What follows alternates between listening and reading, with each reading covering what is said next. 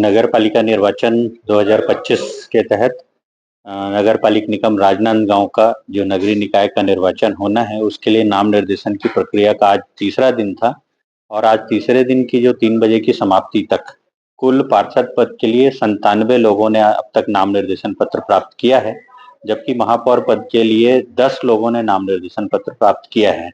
इन 10 जो महापौर के नाम निर्देशन पत्र प्राप्त किए हैं, उनमें से एक नाम निर्देशन पत्र आज संदीप शुक्ले नाम के व्यक्ति जो निर्दलीय अभ्यर्थी हैं, उन्होंने आज एक फॉर्म जमा किया है।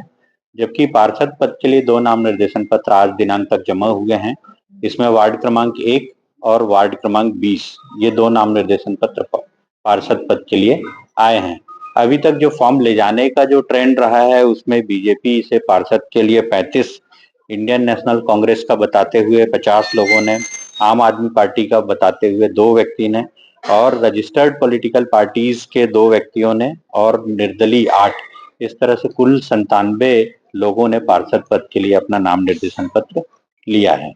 उसमें से एक अभ्यर्थी अपने आप को बीजेपी का बताते हुए और 3 लोगों ने इंडियन नेशनल कांग्रेस का बताते हुए, एक आदमी आम आदमी पार्टी से अपने आप को बता रहे हैं, और इसके अलावा जो निर्दलीय हैं वो भी फॉर्म लेकर के गए हुए हैं।